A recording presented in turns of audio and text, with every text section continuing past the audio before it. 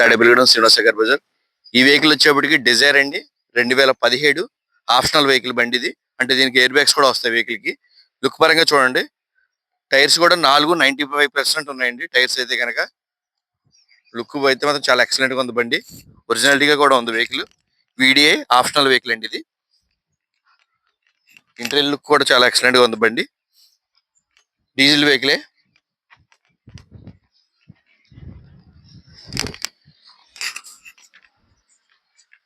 ఇది కూడా 1,34,000 తిరిగిందండి reading. Vehicle చూడొచ్చు మీరు. దీనికి 2 ఎయిర్ బ్యాగ్స్ వస్తాయి.